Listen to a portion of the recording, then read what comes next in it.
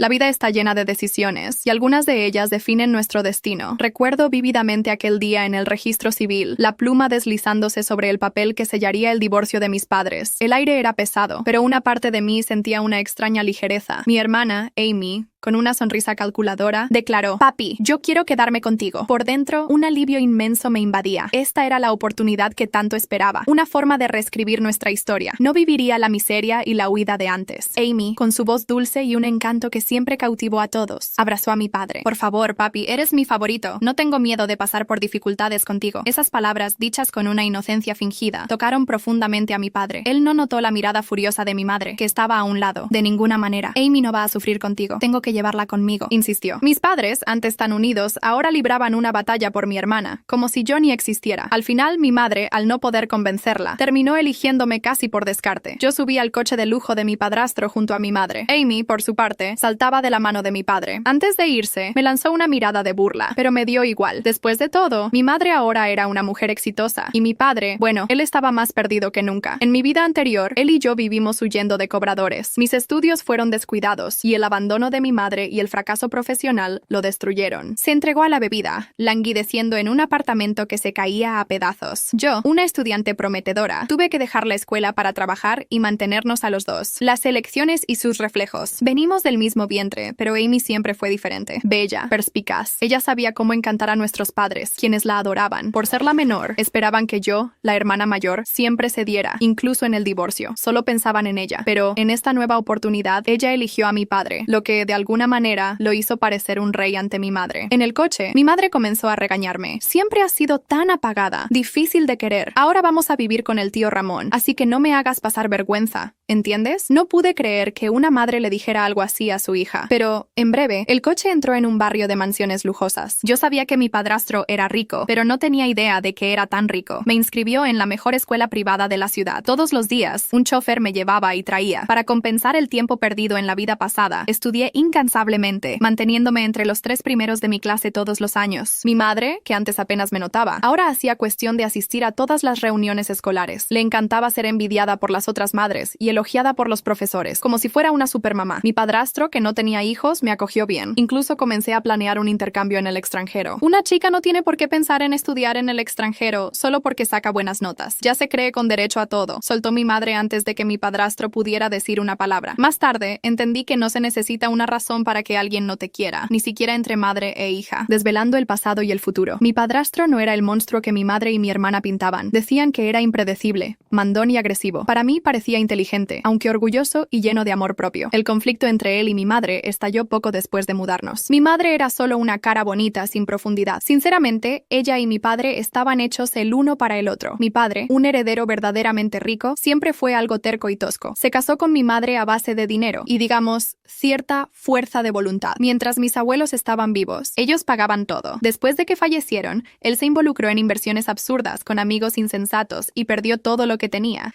incluida la herencia de mis abuelos. Mi madre, claro, rápidamente encontró a otro y pidió el divorcio. Mis planes de estudiar en el extranjero fueron frustrados por mi madre, pero con mis notas podía entrar fácilmente en cualquier universidad top del país. «Amy está aquí», dijo tía Nora. «Tu madre salió de compras, pero tu hermana ya está despierta». Escuché los pasos de Amy acercándose a mi cuarto. Sin pedir permiso, abrió la puerta. «Nin, ¿por qué finges que no hay nadie en casa?», preguntó Amy, agarrando mis libros con arrogancia. «¿A quién quieres impresionar haciéndote la estudiosa?». A pesar de haber sido criada por mi padre, Amy venía cada mes a buscar dinero, joyas y ropa de mi madre. Se iba con el coche lleno y aún así usaba ropa vieja y rota. Al mes siguiente, mi padre, ahora un adicto al juego, cambiaba las cosas buenas por dinero para quemarlo todo. A mi madre le dolía ver a mi hermana sufriendo con él e incluso le preguntó a mi padrastro si podían traerla a vivir con nosotros. Él aceptó, pero mi padre no quiso. Dependía de mi hermana para conseguir cosas de mi madre y mantener su miserable vida. «Estudias tanto que te estás volviendo tonta. ¿Cuál es el punto?», se burló. «No eres tan bonita como yo, y ni papá ni mamá te quieren. Esta buena vida que tienes es solo porque yo la permití. Aprovecha mientras puedas». Ella revisaba mis cosas como si estuviera en su propia casa. Claro, ese cuarto era su cuarto de princesa en la vida pasada. En mi hogar, la tensión se palpaba en el aire. Las palabras de mi madre, «todo lo que compraste, vives entre libros», resonaron, pero las ignoré. Luego, con una sonrisa forzada, Se dirigió a mi hermana Amy. Mi preciosa Amy está aquí. Observé la escena, una muestra de afecto que rara vez se extendía hacia mí. Mi madre escudriñó mi habitación con desaprobación. Aquí no encontrarás nada valioso. Ven a mi cuarto. Acabo de comprar ropa, joyas y accesorios nuevos. Toma lo que quieras. Arrastró a Amy sin siquiera una mirada para mí. Poco después, la tía Nora apareció con un jugo fresco y ordenó mi cuarto con una delicadeza que siempre aprecié. Aunque mi madre mostraba una preferencia evidente, no me afectaba. Sus días de opulencia estaban contados. La tormenta familiar. Unos días más tarde, una discusión violenta estalló. Viviendo a mi costa y con un amante, gritó mi padrastro, el tío Ramón, antes de abofetear a mi madre. Amy corrió a separarlos, pero Ramón, furioso, la empujó al suelo. Y ni he empezado a hablar de tu preciosa hijita. ¿No quedamos en que cada uno se quedaba con una hija? ¿Por qué sigue viniendo aquí a llevarse la mitad de mis cosas? Mi madre respondió, su voz cargada de resentimiento. Te estás llevando mis cosas. Mírate. ¿Qué cosa aquí no fue comprada con mi dinero? Y ahora estoy manteniendo a toda tu familia. Ramón la interrumpió con incredulidad. ¿Tienes el descaro de decir eso? Si no fuera por tu infertilidad, ¿crees que haría esto? Esa fue la gota que colmó el vaso. Mi padrastro, descontrolado, comenzó a tirar las pertenencias de mi madre fuera de la casa. Ella intentó detenerlo, pero también fue empujada. Nadie se atrevió a intervenir y Amy se encogió, asustada, en un rincón. Un nuevo legado. Al principio, mi padrastro se había casado con mi madre por su belleza y por tener 2 hijas, pero con el tiempo apostó por mí, preparándome como su heredera, tal como había sucedido en otra vida. Mi madre, sin piedad, dilapidó su patrimonio con gastos desmedidos. Amy, aunque hermosa, era superficial y la codicia de ambas no tenía límites. Mi madre tenía un amante y Amy no dejaba de repetir que todo sería suyo algún día. Los chismes llegaron rápidamente a oídos de mi padrastro. La idea de que planearan la herencia antes de su partida lo indignó profundamente. Nunca se había encariñado con ellas. Al final, no eran sus hijas biológicas. Entonces, trajo a su sobrino para criarlo como heredero y expulsó a mi madre y a Amy. Nin,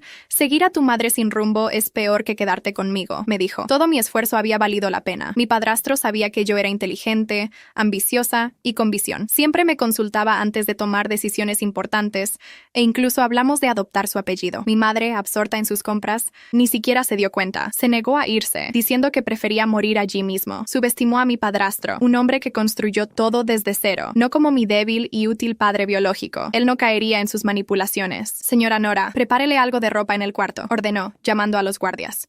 Así fue como mi madre y mi hermana fueron expulsadas. Cuando mi padrastro pasó por la puerta de mi habitación, me dio una palmadita en el hombro. Nin, concéntrate en tus estudios. Los asuntos de adultos no son problema tuyo. Asentí. Las personas necias siguen siendo necias, no importa cuántas veces vivan. Mi vida siguió igual. De hecho, el tío Ramón empezó a valorarme aún más. La llamada inesperada. Mi madre me llamaba todo el tiempo, rogando que le pidiera ayuda a mi padrastro. Por supuesto no lo hice. Me llamaba todos los días, maldiciéndome. Un día, la tía Lidia escuchó todo y hasta dudó de que yo fuera realmente hija de ella. Para ella, solo mi hermana importaba. Sin el apoyo de mi madre, Amy se hundía más cada día. Sus notas eran un desastre y odiaba la escuela. Al ver eso, mi padre biológico dejó de enviarla a clases, pero él mismo estaba hundido en deudas, viviendo en un caos. Mientras tanto, yo me preparaba con todo para el examen de ingreso. El tío Ramón siempre estaba ocupado y casi no paraba en casa. Poco tiempo después, camino a la escuela, fui rodeada por unos delincuentes. Nuestro coche estaba en el taller, así que fui sola. Justo al salir por la puerta de la escuela, un tipo me detuvo. Tú eres Nin, ¿verdad? Antes de que pudiera responder, alguien me tapó la boca por detrás y me arrastró a un almacén abandonado. El giro del destino. Me quitaron la venda de un puntapié. La hermanita disfrutando de la mansión de lujo. Esa mañana en Madrid, amaneció con una llovizna persistente que parecía arrastrar recuerdos y presentimientos. Yo estaba en la biblioteca de la universidad, rodeada de apuntes y libros, cuando recibí una llamada que cambiaría todo. Nin, soy la abogada de tu padrastro Ramón. Necesito verte. Es urgente. El tono grave de su voz me erizó la piel. Nos citamos en su despacho esa misma tarde. Cuando llegué, el silencio en la sala me resultó incómodo. Ella me recibió con una expresión impenetrable, como si lo que iba a decirme fuera demasiado para expresar con naturalidad. Tu padrastro ha fallecido esta mañana. Lo siento mucho. Sentí como si alguien me hubiera vaciado el alma de golpe. Ramón se había ido. Aunque nuestra relación nunca fue cálida, él había sido el único adulto que creyó en mí de verdad. El único que vio más allá de la niña ignorada por su madre y despreciada por su hermana. ¿Hay algo más? Continuó ella, empujándome un sobre lacrado. Es su testamento. Te concierne directamente. Mis manos temblaban cuando rompí el sello. Leí en silencio mientras mi corazón golpeaba con fuerza dentro del pecho. Querida Nin, si estás leyendo esto es porque ya no estoy. Quiero que sepas que siempre te vi como mi verdadera heredera. He dejado a... La voz de la abogada resonó en la sala. Un eco solemne que marcó un antes y un después en mi vida. Nin, tu nombre, la casa, los bienes y la dirección de la Fundación Ramón del Álamo. Confío en que harás buen uso de todo. Las palabras, un bálsamo para mi alma, se convirtieron en un torrente de lágrimas incontrolables. Por fin, alguien me veía. Alguien que no me reconocía por obligación, sino por lo que realmente era. Sin embargo, el alivio fue efímero. Con un suspiro cargado de preocupación, la abogada continuó. Tu madre y tu hermana han impugnado el testamento. Alegan que Ramón no estaba en pleno uso de sus facultades cuando lo firmó. Un fuego se encendió en mi interior. ¿Qué? Exclamé, sintiendo la rabia subir por mi garganta. Después de todo lo que le hicieron, ¿se atreven? La batalla legal que siguió fue agotadora. Días enteros entre juzgados, audiencias y la incesante presencia de la prensa. Mi madre y Amy, con sus rostros compungidos, posaban como víctimas, ignorando el rastro de dolor y engaño que habían dejado en la vida de Ramón.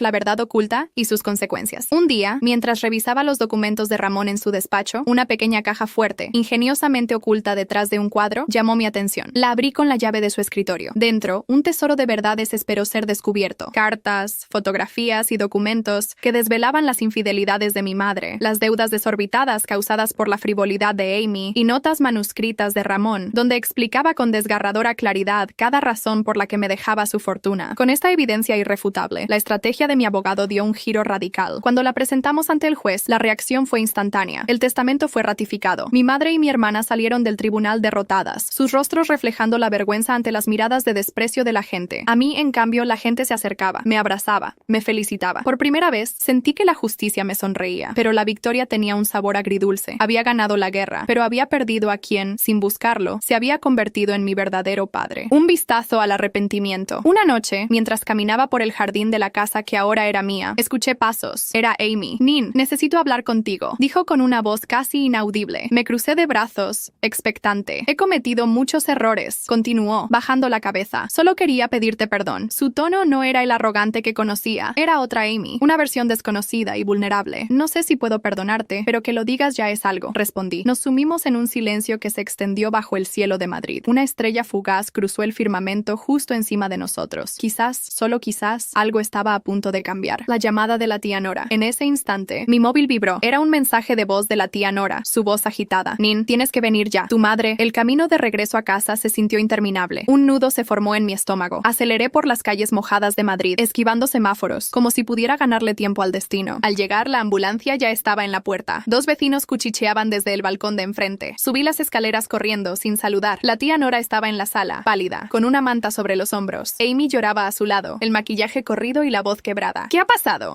Pregunté sin aliento. Tu madre, balbuceó Nora. Intentó cortarse las venas. Amy soltó un sollozo seco y escondió la cara entre las manos. Entré a la habitación y la vi acostada, con los brazos vendados, inconsciente. Parecía tan frágil, tan diferente a la mujer altiva y cruel que recordaba. Lo hizo en el baño, explicó Nora. Dejó una nota, pero no he querido leerla. Está en la mesa. Me acerqué y tomé el papel. Reconocí su letra de inmediato. Cada trazo destilaba rabia y dolor. Lo perdí todo. A Ramón, mi estatus, a mis hijas. No puedo soportar esta vergüenza. No nací para vivir como pobre. Cerré los ojos, apretando el papel entre mis dedos. Por un momento, sentí pena, pero también rabia. ¿Cómo podía seguir culpando a todos menos a sí misma? ¿Cómo podía despreciar tanto la vida? El precio del desprecio. El médico me aseguró que estaba fuera de peligro, pero que necesitaría vigilancia. Cuando despertó, su mirada era vacía. No dijo mi nombre, solo pidió ver a Amy. Salí del cuarto sin decir nada. En el pasillo, Amy me siguió. Nin, gracias por venir. No lo hice por ella, dije sin mirarla. Lo hice porque aún hay una parte de mí que necesita entender por qué terminó así. Amy bajó la cabeza. Parecía querer decir algo más, pero se contuvo. Días después, mi madre fue dada de alta, pero algo había cambiado en ella. No comía, no hablaba. Solo se sentaba frente a la ventana con los ojos perdidos. La tía Nora me confesó una noche que había vendido parte de sus joyas para comprarle medicinas y comida a mi madre y a Amy. Y ahí fue cuando algo en mí se quebró, porque mientras ellas me odiaban, ella, sin deberme nada, me cuidaba como si fuera su propia hija. Tía, esto no es justo para ti, le dije. No tienes por qué cargar con todo esto. Querida, en esta vida nadie elige la familia, pero sí a quien cuida, me respondió con una sonrisa triste. Fue entonces cuando decidí actuar. Si mi madre iba a hundirse, no arrastraría a nadie más con ella. Hablé con un abogado y gestioné un pequeño fondo con condiciones. Cubriría sus necesidades básicas, pero solo si Amy empezaba a trabajar y mi madre aceptaba atención psicológica. Cuando lo dije, Amy se rió. ¿Estás loca? ¿Trabajar yo? Yo no nací para eso. Entonces vivirás como puedas, le respondí sin inmutarme. Porque de mí no verás ni un euro más. Me miró con odio. Esa clase de odio que nace cuando ya no se puede manipular a alguien. Esa fue la última vez que la vi por semanas. Sin consecuencias inevitables. Volví a la universidad, a mis libros, a mis planes, pero algo se había quebrado de manera definitiva. Una noche, mientras estudiaba en casa, la tía Nora entró con el rostro descompuesto. Nin, tienes que ver esto. Encendí el televisor. En el noticiero apareció la imagen de mi hermana esposada saliendo de una boutique de lujo. Amy del Álamo, hija de la exmodelo Isabel Ortega, ha sido detenida por robo de joyas, anunciaba la presentadora. Según fuentes cercanas, usó documentos falsos para intentar venderlas en el extranjero. El escándalo... Solté el bolígrafo y me hundí en la silla. Mi respiración se aceleró. El titular que sacudía a la alta sociedad madrileña era sobre mi propia hermana, Amy, involucrada en un escándalo mayúsculo, decía en letras audaces. No podía creerlo, pero la noticia no terminó ahí. El reportaje, con una exclusividad asombrosa, revelaba que la joven detenida había estado bajo investigación por fraudes digitales y chantaje económico a empresarios de la región de Salamanca. La policía, además, seguía buscando cómplices. La cámara se acercó a una figura borrosa que salía de una cafetería. Llevaba gafas oscuras y una gorra que cubría gran parte de su rostro. ¿Ese no es papá?, susurré, mi voz apenas un hilo. Esa noche no pude conciliar el sueño. La imagen se repetía en mi mente una y otra vez. La silueta del hombre con gorra saliendo del café con una despreocupación escalofriante. El rostro, aunque parcialmente oculto, no lograba disfrazar la forma de caminar. Ese leve cojeo en la pierna izquierda. Era él, era mi padre. Hacía años que no sabía nada de él. La última vez que lo vi, me había gritado con desesperación por haber abandonado a Amy. En ese entonces, yo ya vivía con Ramón, inmersa en una vida completamente diferente. Él estaba demacrado, con los ojos hundidos y un olor a alcohol rancio que aún hoy me persigue. Esa imagen se había grabado en mi memoria como un fantasma del que nunca hablé con nadie. Pero ahora, ¿qué hacía cerca de un caso de estafa? ¿Estaba implicado? Buscando respuestas en la comisaría. A la mañana siguiente, me dirigí directamente a la comisaría. Fingí un profundo interés en ayudar a mi hermana, solo para intentar echar un vistazo a los informes del caso. Un oficial joven, después de mucha insistencia de mi parte, finalmente me permitió ver una parte de las grabaciones de las cámaras de seguridad. Y allí estaba de nuevo, el mismo hombre que había visto en la televisión. Entraba en la joyería antes que Amy, hablaba con ella y luego se escabullía por la salida trasera. El oficial, con un gesto firme, apuntó con el dedo a la pantalla. Ese es su contacto. Todavía no sabemos su nombre real, pero tenemos una pista importante. Tragué saliva, sintiendo un nudo en el estómago. Creo que lo conozco, dije, mi voz apenas audible. ¿Podría ayudarnos a localizarlo? Asentí, no por el deseo de ayudarles,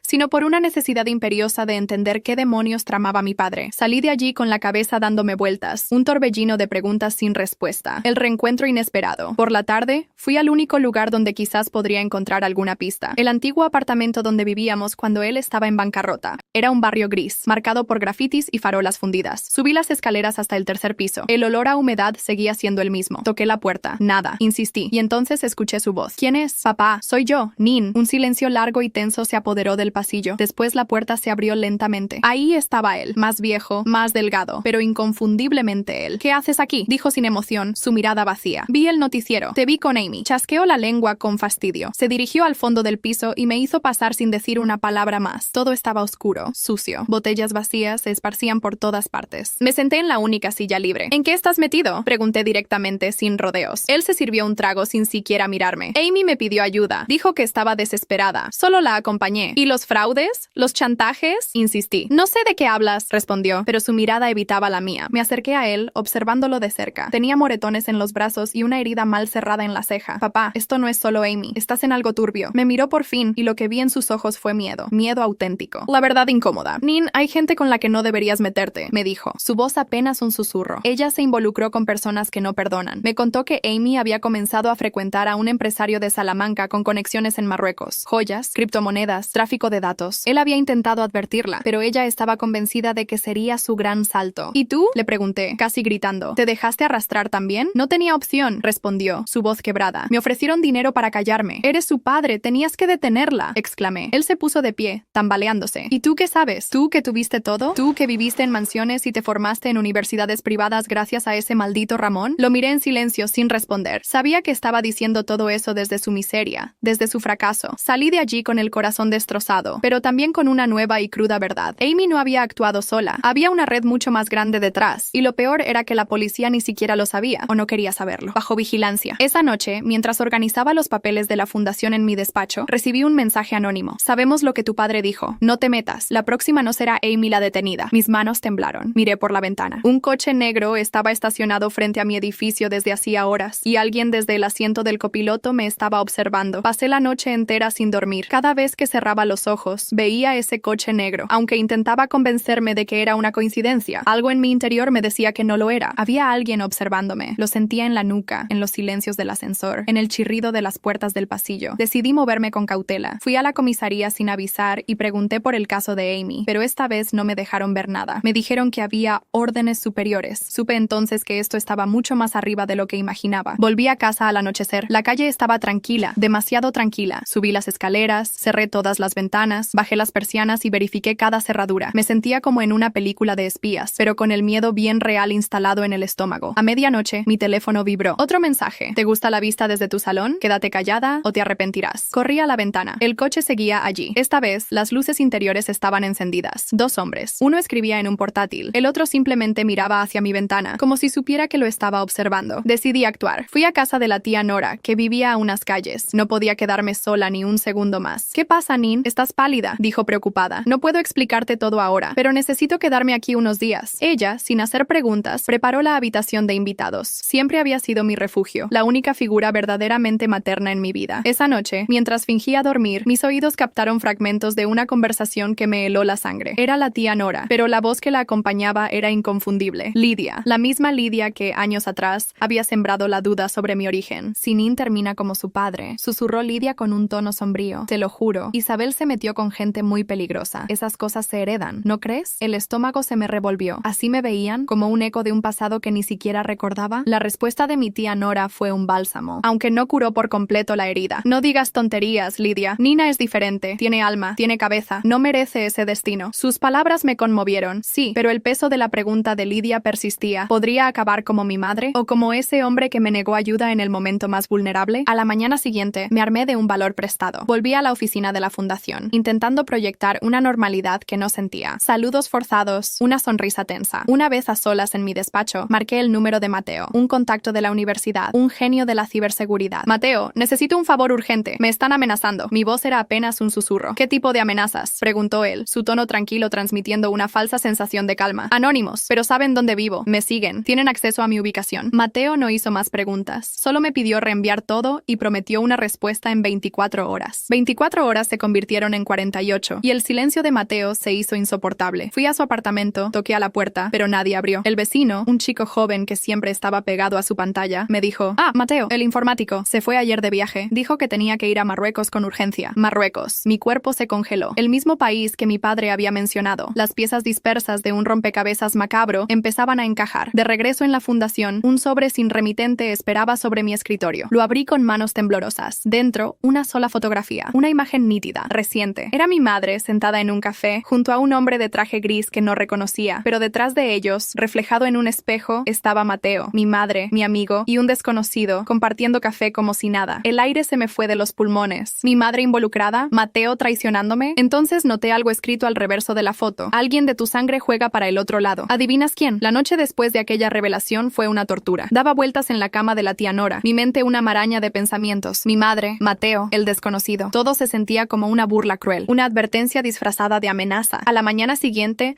volví a ponerme mi máscara. Me vestí, tomé café, saludé a Nora con una sonrisa forzada, pero por dentro estaba hecha pedazos. Mi primer destino fue el apartamento de mi madre. Amy, con el rostro pálido y ojeras profundas, me abrió la puerta. «¿Qué haces aquí?», preguntó, como si yo no tuviera derecho a estar allí. «Necesito hablar con mamá, a solas». Amy frunció el ceño, pero se hizo a un lado. El apartamento era un caos, platos sucios, botellas vacías, un olor rancio. Mamá estaba sentada frente al televisor, perdida en una telenovela. «Mamá», dije suavemente. Sus ojos, casi sin brillo, se abrieron de golpe al verme. «Vienes a decirme que me lo merezco, ¿verdad? A reírte de mi miseria». Me senté frente a ella, sacando la foto del sobre. «Vengo a preguntarte qué hacías tomando café con este hombre y con Mateo». Sus ojos se fijaron en la imagen. El silencio se prolongó, denso y cargado de presagios. Luego, una voz baja, quebrada. «¿Dónde conseguiste esto? Eso no importa. Dime tú quién es él». Se llevó una mano al rostro. Respiró hondo. Sin mirarme, murmuró: «Se llama Ahmed. Era socio de tu padre. Lo conocí hace años, cuando empezamos a buscar formas de salir de nuestras deudas. Él ofrecía inversiones rápidas. Era muy persuasivo. ¿Y Mateo? Mateo trabaja para él». Sentí como si me hubieran golpeado en el estómago, pero mi madre continuó, su voz apenas un susurro: «No sé cómo te enteraste, pero ya no importa. Ellos están en todas partes, Nin. No sabes con quién te estás metiendo». «Entonces explícame», grité desesperada. «¿Qué está pasando?». Ella me miró, y por primera vez en mi vida, vi miedo real en sus ojos. «Tu padre les debe mucho dinero. Usaron a Amy como pantalla. Usaron mi nombre, mis joyas. Me chantajearon. Y ahora, como no tienen cómo recuperar lo suyo, irán por ti». La sangre se me heló. «Sal de Madrid. Vete lejos. Olvídate de todo esto», murmuró. «No puedo», respondí con firmeza. «No, después de todo lo que hicieron». Salí de allí sin decir más. Mi cuerpo temblaba. En la calle, sentí que todas las miradas me seguían, que todos sabían. Esa noche, me encerré en mi apartamento. Apagué todas las luces, el móvil. Me senté en la oscuridad, la mente en blanco. Si no podía confiar en mi madre, pregunté. Si Mateo me había traicionado, ¿a quién le quedaba? La respuesta llegó sola, la tía Nora. Fui a su casa como una sombra. Toqué suavemente. Cuando me abrió, la abracé sin decir palabra, llorando en silencio con el rostro escondido en su hombro. ¿Qué pasa, niña?, preguntó con dulzura. Me estoy quedando sola, tía. Todo se está derrumbando. Ella me preparó té, me dejó hablar, me escuchó como nadie más lo había hecho jamás. Cuando terminé, me miró a los ojos. Nin, tú no estás sola, pero necesitas un plan. Esta gente no juega. Hay que golpearlos donde más les duela. ¿Y cómo?, pregunté entre sollozos. Se levantó y fue al armario, sacando una caja de madera. La puso sobre la mesa y la abrió. Esto era de tu abuelo. Información, contactos, papeles. Era banquero, ¿recuerdas? No todo se perdió con tu padre. Dentro de la caja había documentos antiguos, nombres, cuentas, extractos de transferencias, nombres que nunca había oído, pero uno resaltaba: Ahmed M., la misma firma que aparecía en la foto. Vamos a empezar con esto, dijo Nora, decidida. ¿Y si tu madre y Mateo? La pregunta quedó en el aire.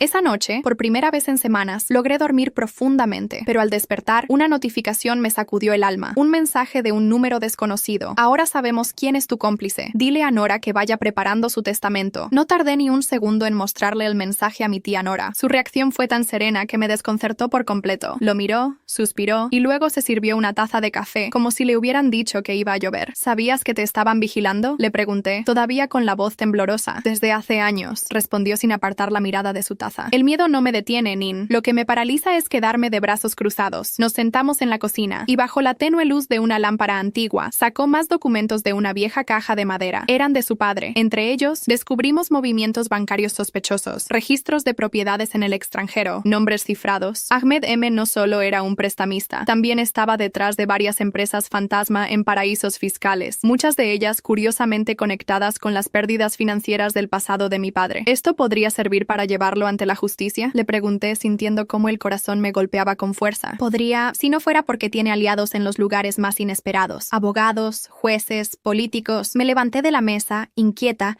y empecé a caminar. Sentía que necesitábamos un plan. Entonces, ¿qué hacemos? Buscamos a alguien que quiera ver caer a Ahmed, tanto como tú. Y ahí fue cuando lo recordé. Un nombre que había aparecido varias veces en los documentos. Elías Santamaría. Fue socio de Ahmed, hasta que, según una nota escrita por mi abuelo, lo traicionaron. Le robaron una fortuna. Esa misma tarde contacté a un periodista amigo de Ramón, quien me ayudó a localizarlo. Elías vivía apartado, en las afueras de Sevilla, en una finca rodeada de silencio. Al día siguiente, viajé hasta allá con todos los documentos en una carpeta y la determinación bien plantada en el alma. Elías era un hombre mayor, de barba blanca y ojos intensos. Me recibió en bata, con un cigarro encendido. ¿Así que eres la nieta del viejo Ortega? ¿Qué quieres? Justicia, le respondí con firmeza. Pero legal. Me observó unos segundos en silencio. Luego sonrió. Estás loca, pero me gusta. Si de verdad quieres acabar con él, vas a necesitar algo más que papeles. Vas a necesitar pruebas sólidas. Y yo las tengo. Pasé 3 días con Elías, grabando testimonios, recogiendo archivos, rastreando nombres. Los antiguos empleados, aunque temerosos, accedieron a hablar. Todos compartían el mismo deseo: ver caer al hombre que los había destruido. Regresé a Madrid con un pendrive lleno de evidencias: lavado de dinero, manipulación, tráfico de influencias. Lo primero que hice fue enviar una copia cifrada al periodista. Otra se la entregué personalmente a un juez de confianza, uno que solía venir a las cenas familiares con Ramón. Esto es una bomba, me dijo, pero necesito saber si estás lista para lo que pueda venir. Si esto se filtra antes de tiempo, podrías estar en peligro. Estoy lista, le respondí sin dudar. Ya no me voy a quedar callada. Esa noche, mientras cenábamos tranquilamente, alguien llamó a la puerta. 3 golpes secos, firmes. Al mirar por la mirilla, nadie. Solo una caja en el suelo. La abrí con cuidado. Dentro, una muñeca antigua, sin cabeza, y una nota escrita a mano. Las niñas buenas saben cuándo callar. ¿Y tú, Nin? Aquello me heló la sangre. La muñeca, con su vestido bordado y apariencia frágil, se transformó de inmediato en un símbolo macabro. Nora la vio, cerró la caja de inmediato y, sin decir palabra, la metió en una bolsa de basura. No les des poder, dijo con voz firme. Eso es lo que buscan. Pero ya lo tenían. Poco a poco, comenzaron a jugar con mi percepción. Miradas extrañas en la calle, coches que me seguían unas cuadras y luego desaparecían, llamadas mudas, susurros que no sabía si eran reales o producto del miedo. Fui al juzgado al día siguiente, pero me informaron que el juez estaba de baja por asuntos personales. Su número ya no funcionaba. Sentí el estómago hecho un nudo. Me senté en una plaza cercana. Por un instante, pensé en dejar todo. ¿Valía la pena? ¿Y si todos los que me ayudaban seguían desapareciendo como fichas en un tablero? Pero entonces recordé algo. Una grabación antigua de Ramón, de una cena familiar, cuando todo parecía más simple. Nin, no vivas para que te quieran. quieran. Vive para que te respeten, que el miedo lo sientan los otros. Esa tarde volví a casa con una nueva decisión. Redacté un informe completo con todo lo que tenía. Nombres, fechas, conexiones. Lo imprimí y lo guardé en un sobre rojo. Hice 6 copias. Envié una a un diario en Barcelona, otra a un canal de noticias en Valencia, una más al colegio de abogados y otra a una fiscalía en Bilbao. Las 2 últimas las guardé. Nora me ayudó con los envíos. No dijo mucho, pero su mirada decía todo. La mirada de ella me siguió. Una mirada que comprendía el peligro inminente de mi siguiente paso. Sabía que, una vez cruzado ese umbral, no habría retorno. Esa noche, el silencio de nuestro hogar se rompió nuevamente por una visita inesperada. No era el susurro inquietante de una muñeca, sino el impacto brutal de un ladrillo. Atravesó la ventana de la sala, su trayectoria finalizando contra la pared con un estruendo que hizo añicos un jarrón de cerámica. Pegada al ladrillo, una nota escrita con la frialdad del acero. Esto es Madrid, no un cuento de hadas. Si te crees princesa, también puedes morir como una. Nora, en un acto reflejo, me empujó al suelo, protegiendo mi cabeza. La policía, como de costumbre, llegó tarde. Fotos, preguntas, pero ninguna promesa de justicia. Ya no esperaba nada de ellos. Es un monstruo aún mayor. Esa misma noche, la desesperación me llevó a Elías Santamaría. Necesitaba una reunión urgente. Me han amenazado directamente. Solté sin rodeos. Su voz grave resonó al otro lado de la línea. Claro que lo han hecho. Ya no eres una molestia. Ahora eres un peligro. Y cuando eres un peligro, o te compran o te eliminan. La pregunta se escapó de mis labios. ¿Qué hago? La respuesta de Elías fue un eco helado. Lo que haría un monstruo más grande que ellos. Golpea primero. Colgué sin responder. En la oscuridad de mi habitación, mis manos temblaban. El peso de sus palabras caía sobre mí. Revelaciones y el velo de la verdad. Al día siguiente, me presenté en el noticiero local, decidida a hablar con el editor jefe. Me recibió en su oficina con una expresión de aburrimiento. Señorita, si no tiene pruebas reales, estamos perdiendo el tiempo. Mis palabras cortaron el aire. ¿Y si tengo algo que vincula a un empresario español con lavado de dinero internacional, compra de jueces y desapariciones? Dejé el dossier sobre su escritorio. Abrió la primera página. Su ceño fruncido se transformó en asombro. ¡Dios santo! Publíquenlo cuando quieran. Pero sepan esto. Si me pasa algo, 6 copias más están listas para salir a la luz con nombres, direcciones, fotografías. El hombre asintió lentamente, sin decir palabra. El fantasma que regresa. Justo al salir del edificio, mi teléfono vibró. Era Amy. Nin, tienes que venir. Es mamá. Algo le ha pasado. Está diciendo cosas raras. Dice que vio a Ramón anoche, que él no está muerto. La voz de Amy, temblorosa y desesperada, me dejó helada. ¿Cuándo fue la última vez que la escuché así? No por preocupación, sino por un miedo real. ¿Qué dices, Amy? ¿Mamá vio a Ramón, a nuestro padrastro? Sí, gritó ella. Dice que él entró al apartamento anoche, que le habló, que la miró a los ojos y le dijo, esto aún no ha terminado. Al principio, pensé que era un delirio más. Mamá había tenido episodios parecidos después de su intento de suicidio, pero Amy juraba que no era así. No está delirando, Nin. Está lúcida y asustada, por favor. La parte racional de mí gritaba que era imposible. Ramón estaba muerto. Yo misma asistí a su entierro. Vi su ataúd. Fui al tanatorio. Recibí sus bienes. Todo fue legal. Certificado médico. Declaración del hospital. Y sin embargo, algo dentro de mí se encogió. Y sí, la tumba vacía. Esa misma noche, fui al apartamento. Amy me abrió con los ojos rojos e hinchados. Mamá estaba sentada en la sala, envuelta en una manta, la mirada perdida en la pared. Mamá, me acerqué con cuidado. Soy yo, Nin. Él estaba aquí. Susurró sin mirarme. No estaba muerto. Me tocó la cara. Tenía la misma voz, el mismo reloj de oro. Lo vi. Me dijo que tú no sabías nada, que yo había arruinado su plan, que todo esto era culpa mía. Me estremecí. ¿Qué plan, mamá? Ella cerró los ojos y empezó a llorar, sin decir más. Pasé la noche a su lado, sin poder dormir. Amy se quedó en su cuarto. El silencio era demasiado denso. Al amanecer, tomé una decisión. Fui al cementerio y pedí permiso para verificar el nicho de Ramón. Tuve que firmar varios papeles, explicar mis motivos, mentir un poco,